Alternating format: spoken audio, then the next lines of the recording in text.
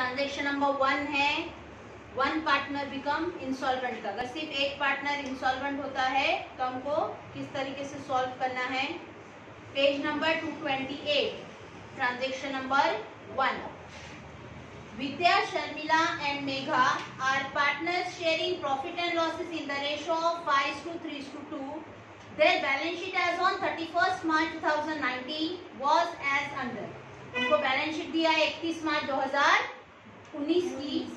Next हमको दे रहे हैं लायबिलिटी साइड और हमारी असेट साइड, उसी के बाद है हमारी एडजस्टमेंट। यहाँ पर लायबिलिटी में हमको पार्टनर्स का कैपिटल और पार्टनर्स का करंट अकाउंट दोनों दिया हुआ है। इसके लिए हमने ट्रांजैक्शन में भी पार्टनर्स का करंट अकाउंट और पार्टनर्स का कैपिटल दोनों प्रिपेयर किए हैं। नेक्स्ट हम देखेंगे एडजस्टमेंट। एडजस्टमेंट में फर्स्ट एडजस्टमेंट है sundry assets realised at 80% of book value. मतलब सन्ड्री एसेट्स हमारी रियलाइज्ड हुई 80% से, मतलब 20% से कम। नेक्स्ट है unrecorded outstanding expenses 8000 paid off. 8000 रुपये हमने एक्सपेंसेस पेड किए जो कि रिकॉर्ड नहीं किया हुआ था। मतलब हम डायरेक्ट बताएंगे कि हमने अमाउंट पेड किया, हमारे पास से पैसा चला जा रहा है।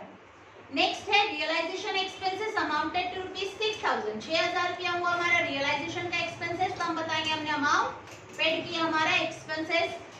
नेक्स्ट है sundry creditors and bills payable were paid for ₹34,000।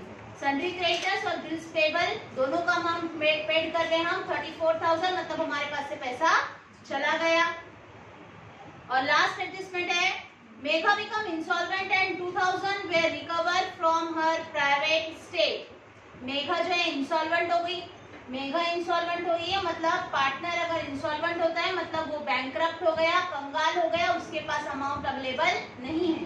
फिर भी उसने उसकी प्राइवेट प्रॉपर्टी बेचकर 2000 रुपया जो है वो लाकर पे कर लिए। 2000 रुपया दे रही है और बाकी का अमाउंट वो नहीं दे सकती। इंसॉल्वेंट पार्टनर अगर अमाउंट पेड नहीं कर पाता तो वही अमाउंट पेड करता है सॉल्वेंट पार्टनर उनके प्रॉफिट शेयरिंग रेशियो में। सॉल्वेंट पार्टनर मतलब मेघा जो है वो इंसॉल्वेंट हो रही है तो उसका अमाउंट पेड करेगी विद्या और शर्मिला। मतलब पार्टनर्स उनके अकाउंट में से अमाउंट कम कर मेघा के अकाउंट में उतना अमाउंट ऐड करेगी। ठीक है, बाकी का हमारा ट्रांजेक्शन सेम जैसे हमने अब तक के सॉल्व किया हुआ है उसी तरीके से करना है। डिसोल्यूशन है तो फर्स्ट स्टेप होती है हमारी assets and liabilities transfer to realisation account. तो लायबिलिटी साइड में फर्स्ट आइटम है हमारा पार्टनर्स का कैपिटल अकाउंट है, तो हम भी बताएंगे पार्टनर्स का कैपिटल। पार्टनर्स के कैपिटल अकाउंट में लायबिलिटी है तो हम बताएंगे लायबिलिटी का बैलेंस हमारा credit balance, by balance, break down और बैलेंस दिया हुआ है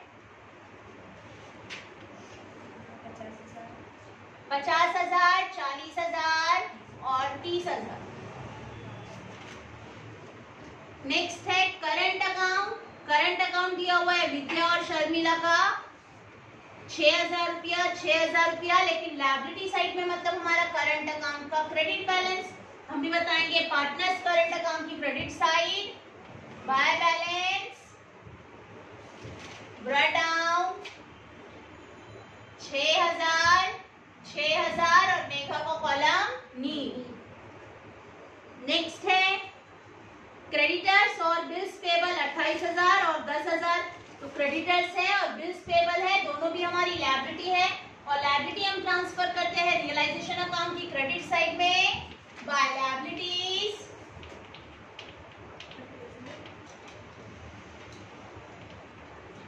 क्रेडिटर्स 28,000 और बिल्स पेबल 10,000। ये हुई हमारी लायबिलिटीज ट्रांसफर के। नेक्स्ट हम देखेंगे हमारी असेट साइड। तो असेट साइड में फर्स्ट आइटम है हमारा सन्ड्री एसेट। सन्ड्री एसेट है हमारा 1,28,000। तो असेट्स ट्रांसफर करते हैं हम रियलाइजेशन अकाउंट की डेबिट साइड। हम भी बताएंगे रियलाइजेशन अकाउंट की डेबिट साइड में टू असेट्स में एक ही असेट एक साथ मेंशन कर रहे हैं सन्ड्री एसेट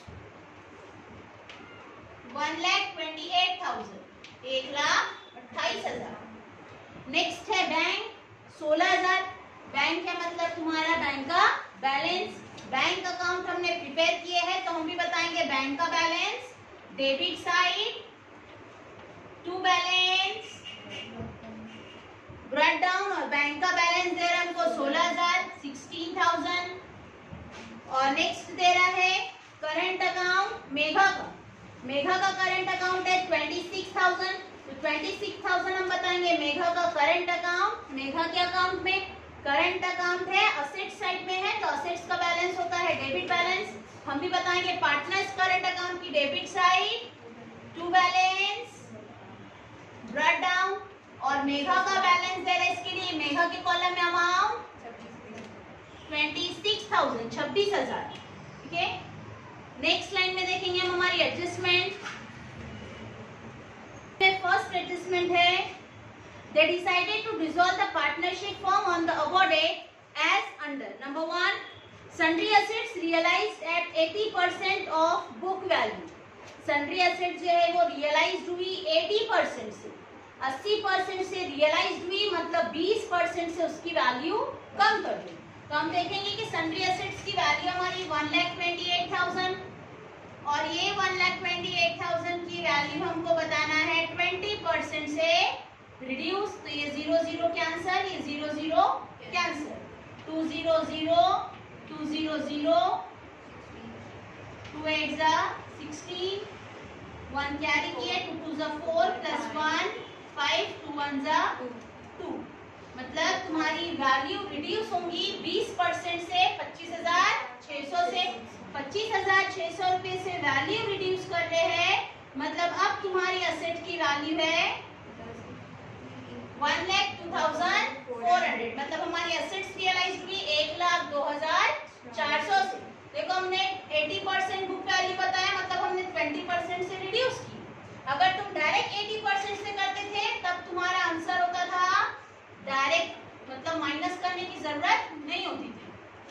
ठीक है, 80% से बोला तो ये 0 0 कैंसल, ये 0 0 कैंसल, 8 0 0 8 0 0 8 8 जा 64, 64 का 6 4 6 कैरी किए, 8 2 जा 16, 16 प्लस 6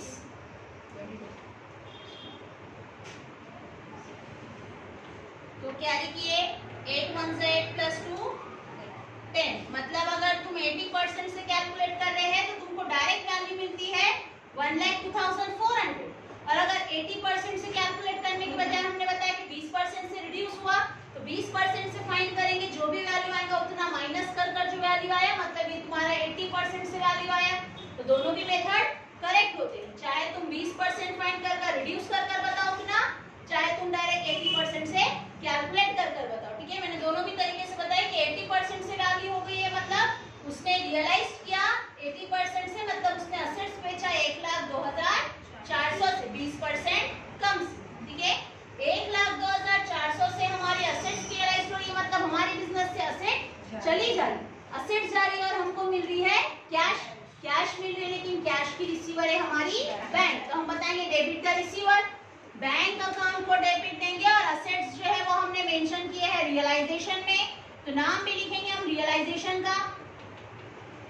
तो रियलाइजेशन अकाउंट 1,02,400। बैंक अकाउंट को डेबिट दिए नाम रियलाइजेशन का लिखे, बैंक अकाउंट को डेबिट दिए नाम रियलाइजेशन का लिखे। तो रियलाइजेशन के अकाउंट को क्रेडिट देंगे, वहां पर बताएंगे by bank account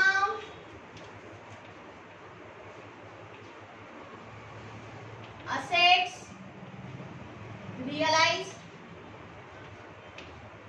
1,02,400।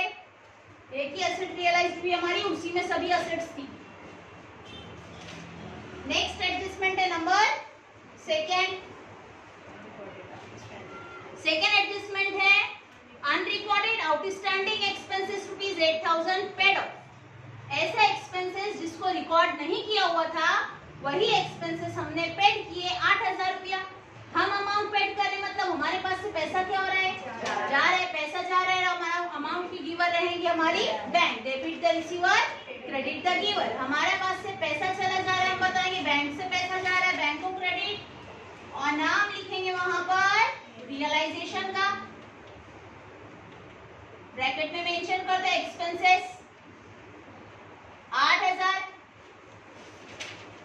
Bank account को क्रेडिट दिए नाम रियलाइजेशन का लिखे, बैंक को क्रेडिट दिए ना हम रियलाइजेशन का लिखे तो रियलाइजेशन के अकाउंट को डेबिट देंगे और वहां पर बताएंगे टू बैंक अकाउंट, ब्रैकेट में मेंशन करो आउटस्टैंडिंग एक्सपेंसेस 8000।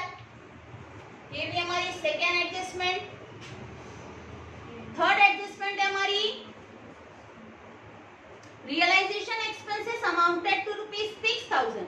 6000 रुपया हुआ हमारा रियलाइजेशन का एक्सपेंसेस। रियलाइजेशन का एक्सपेंसेस तो हम भी बताएंगे कि हमने रियलाइजेशन के एक्सपेंसेस पेड की। रियलाइजेशन एक्सपेंसेस मतलब असेट बेचने के टाइम पर किया हुआ खर्च।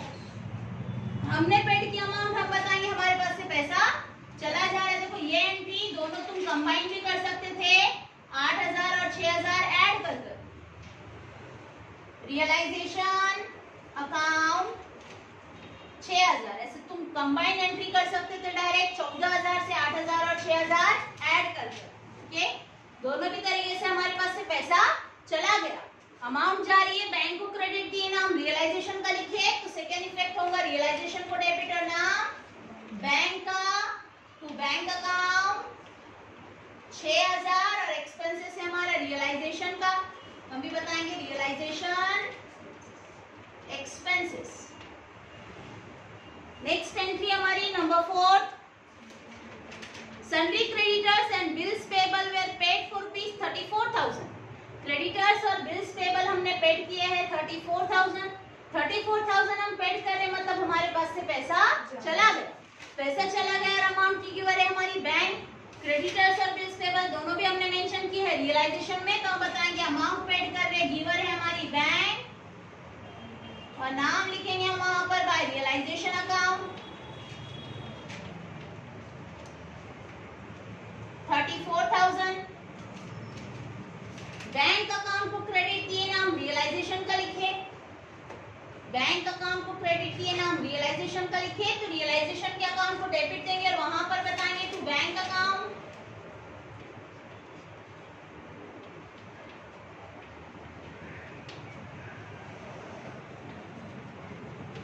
Creditors and bills payable. Next adjustment है last, Megha become insolvent and 2000 we recovered from here private state. अब यहाँ पर मेघा जो है इंसॉल्वेंट हो गई मतलब बैंकक्रप्ट हो गई, उसके पास पैसा नहीं, फिर भी वो उसकी प्राइवेट प्रॉपर्टी बेचकर 2000 रुपया लेकर आ रही है मतलब 2000 रुपया बिजनेस में आ रहा है। बिजनेस में आ रहा है मतलब बिजनेस में आ रही है कैश। कैश आ रही है हम बताएंगे कैश आ रही है मतलब अमाउंट की रिसीवर है कि हमारी बैंक, डेबिट द रिसीवर और लेकर आ रही है मेघा टू मेघास कैपिटल 2000 लेकर कितना ही उसने अमाउंट 2000 रुपया। मेघा ने 2000 रुपया लेकर आई बिजनेस में तो हमने बताया हमारे पास पैसा आ रहा है। अमाउंट की रिसीवर है हमारी bank, debit the receiver. Bank पे पैसा आया, बैंक को डेबिट दिए नाम मेघा का लिखे। बैंक को डेबिट दिए नाम मेघा का लिखे तो मेघा का भी अकाउंट हमने बनाए हैं। बैंक को डेबिट नाम मेघा का तो मेघा के अकाउंट को क्रेडिट नाम देंगे और वहां पर बताएंगे बाय बैंक अकाउंट और अमाउंट मेघा के कॉलम में 2000। अब हमको अकाउंट क्लोज कर देना, ठीक है। ट्रांजैक्शन हमारा कंप्लीट हुआ तो उसके बाद हम अकाउंट क्लोज कर। अकाउंट क्लोज करने के टाइम पर हम देखेंगे डेबिट साइड की टोटल और क्रेडिट साइड की टोटल।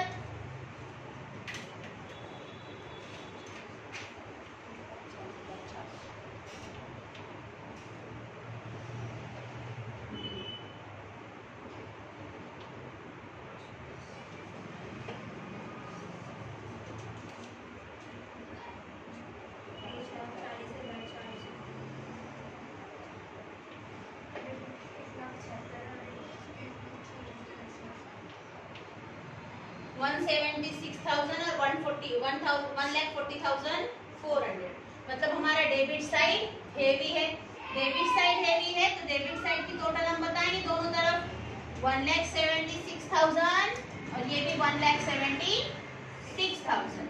1,76,000 में से हम क्रेडिट साइड की टोटल माइनस कर देंगे 1,40,400 तो हमारा डिफरेंस देखेंगे हम, हमारा डिफरेंस आ रहा है 35,600, ठीक है। मतलब क्रेडिट साइड में हमारा 35,600 रुपया कम है। क्रेडिट में कम है तो क्रेडिट में बताएंगे हम हमारा balance bye partners current account. Current account में ट्रांसफर करेंगे हम विद्या, शर्मिला और मेघा। अब हमको डिस्ट्रीब्यूट करना है 35,600 रुपया, ठीक है। 35,600 रुपया हमको डिस्ट्रीब्यूट करना है और पार्टनर्स का रेशो है 5:3:2। 5 और 3 8 और 2 10। अगर 10 के लिए 35,600 है तो हम फाइंड करेंगे कि अगर 10 के लिए 35,600 तो 1 के लिए कितना। 1 के लिए फाइंड करेंगे तो 1 के लिए अमाउंट आता है 3,560 रुपया। अगर 1 के लिए 3,560 है तो हम बताएंगे कि 5 के लिए कितना, ठीक है। अगर 1 के लिए 3,560 है तो 3 के लिए कितना। अगर 1 के लिए 3,560 है तो 2 के लिए कितना, ठीक है। तो 5 से मल्टीप्लाई करेंगे 500, 5 6 30,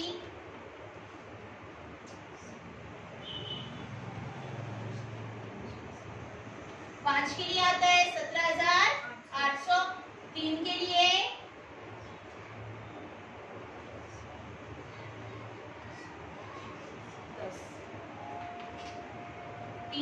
10,680 और 2 के लिए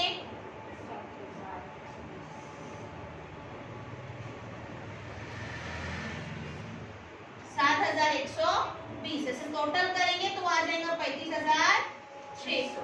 मतलब हम विद्या को देंगे 17,800, शर्मिला को देंगे 10,680 रुपया और मेघा को देंगे 7,120। रियलाइजेशन अकाउंट को क्रेडिट दिए नाम पार्टनर्स करंट का लिखे, रियलाइजेशन को क्रेडिट दिए नाम करंट अकाउंट का लिखे तो करंट अकाउंट को डेबिट देंगे और वहां पर बताएंगे to realisation account.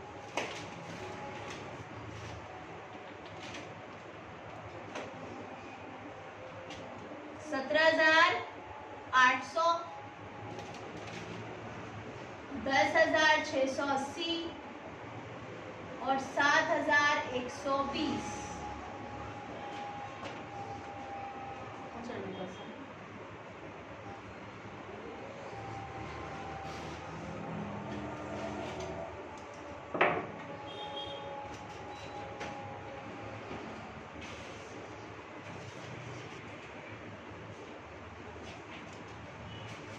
Next close करेंगे हम पार्टनर्स का करंट अकाउंट। तो करंट अकाउंट का हमारा डेबिट साइड की टोटल हेवी है, डेबिट साइड की टोटल हेवी है तो हमारा डिफरेंस आने वाला क्रेडिट साइड में। ये टोटल लिख लिया हमने 17,800, 10,680 और ये 26,000 और 7,120 रुपया। ये टोटल हो जाता है 33,120, ठीक है। हम डेबिट साइड की टोटल में से क्रेडिट साइड की टोटल माइनस कर देंगे, मतलब 17,800 रुपये में से 6,000 माइनस करेंगे तो डिफरेंस हमारा 11,800 जो हम ट्रांसफर करेंगे पार्टनर्स के कैपिटल अकाउंट में, ठीक है। 17,800 में से हमने 6,000 रुपया क्रेडिट का माइनस कर दिए तो हमारा डिफरेंस 11,800। 10,680 रुपये में से 6,000 माइनस कर देंगे तो डिफरेंस हमारा 4,680 और 33,120 में माइनस करने के लिए क्रेडिट में कुछ नहीं, क्रेडिट में कुछ नहीं मतलब हमारा टोटल अमाउंट 33,120। करंट अकाउंट को क्रेडिट दिए नाम कैपिटल का लिखे, ये हमारा बैलेंसिंग फिगर आया, यहाँ चाहिए तो मेंशन कर दो, तो बाद में फाइंड करेंगे कि कहाँ से आएगा अमाउंट, तो वो अपना बैलेंस आएगा debit side minus credit side, तो वो डिफरेंस आया हमारा 11,800, 4,680 और 33,120। पार्टनर्स करंट को क्रेडिट दिए नाम कैपिटल का लिखे तो कैपिटल अकाउंट को डेबिट देंगे और वहां पर बताएंगे टू करंट अकाउंट 11,800, 4,680 और 33,120। अब यहाँ पर हमको बता रहा है कि मेघा जो है वो इंसॉल्वेंट हुई। मेघा इंसॉल्वेंट हुई मतलब मेघा का डेबिट बैलेंस ज्यादा है, क्रेडिट बैलेंस कम है। क्रेडिट बैलेंस कम है तो उसको उतना पैसा फर्म में लाकर देना रहेगा, लेकिन वो इंसॉल्वेंट हो गई, लाकर नहीं दे सकती। तो हम फाइंड करेंगे कि कितना लाकर देना है। तो यहाँ पर 33,120 है और क्रेडिट साइड में है 32,000। 33,120 में से 32,000 माइनस कर देंगे तो हमारा डिफरेंस आ रहा है 1,120 रुपया। मतलब मेघा को और कितना पैसा फॉर्म में लेकर आना है? 1,120 रुपया। लेकिन मेघा इंसॉल्वेंट हो गई है, मतलब वो पैसा लाकर नहीं दे सकती।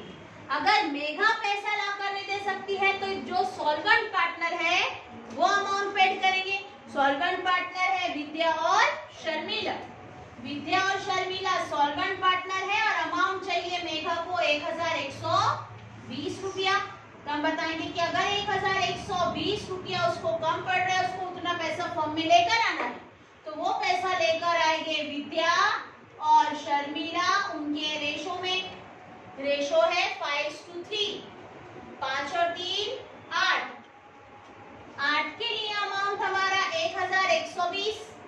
8 के लिए 1,120 का हम फाइंड करेंगे कि अगर 8 के लिए 1,120 तो 8 के लिए कितना? 8 के लिए कितना? तो 8 1 जा 8, 3 कैरी किए, 8 4 जा 32 और 8 0 0। मतलब 1 के लिए अमाउंट आया 140 रुपया। ठीक है, अगर 1 के लिए 140 रुपये तो 5 के लिए कितना? 1 के लिए 140 रुपये तो 3 के लिए कितना? 5 0 0, 5 चौक 20 का 0,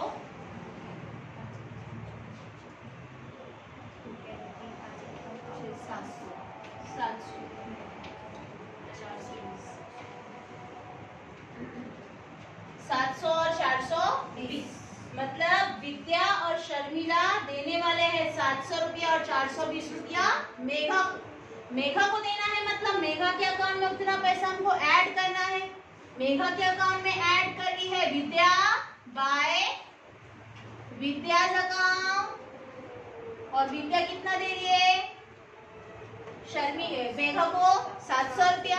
सेम टाइम पर शर्मिला भी अमाउंट पेड कर रही है और शर्मिला अमाउंट दे रही है मेघा को 420 रुपया। मतलब दोनों पार्टनर्स ने मेघा को पैसा दिए, उसके अकाउंट में उतना अमाउंट बता रहे हैं कि मेघा देने वाली है, सॉरी विद्या देने वाली 700 और शर्मिला देने वाली 420।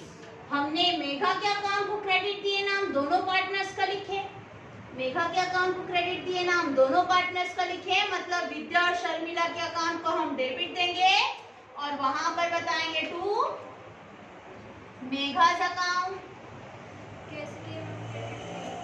700 और 420 रुपये दोनों पार्टनर्स ने उनके अकाउंट में से उतना माइनस कर मेघा के अकाउंट में उतना ऐड कर दिया। ठीक है, यहाँ पर हमारा मेघा का कॉलम हो जाता है नील, 32,120 से हो जाता है टैली। मतलब ना ही अब उसमें बैलेंस आएगा, ना ही उसको कैश लेकर आना है और ना ही वो कैश फर्म से लेकर जाने वाली। उसका अकाउंट हम डायरेक्ट क्लोज कर देंगे तो उसका अकाउंट हमारा टैली रहेगा। अब देखेंगे बाकी के पार्टनर्स है विद्या और शर्मिला। तो विद्या और शर्मिला दोनों का भी क्रेडिट साइड हेवी है, दोनों का भी क्रेडिट साइड हेवी है। एक का अमाउंट है 50,000 और दूसरी का अमाउंट है 40,000। क्रेडिट साइड है 50,000, उसमें से माइनस कर देंगे हम 11,800 और 700, मतलब टोटल अमाउंट हो जाती है हमारी 12,500। 50,000 में से 12,500 माइनस कर दो,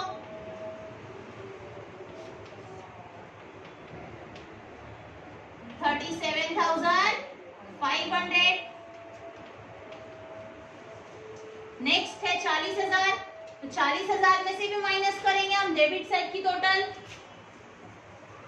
40,000 हमारी क्रेडिट साइड है, 40,000 क्रेडिट में से माइनस करेंगे हमारा डेबिट साइड। तो डेबिट साइड का अमाउंट होता है 5,100।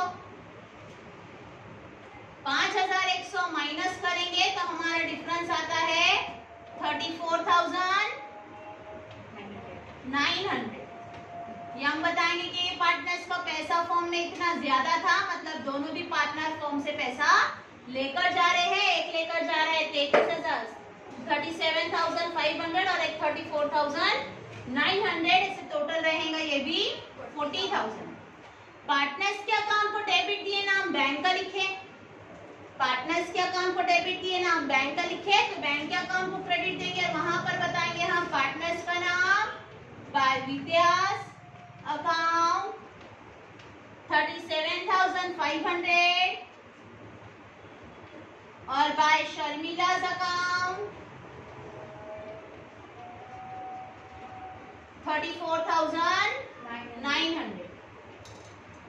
टोटल देखेंगे हमारी बैलेंस शीट की, तो balance sheet sorry cash account की, तो कैश अकाउंट की टोटल हमारी इक्वल आना चाहिए।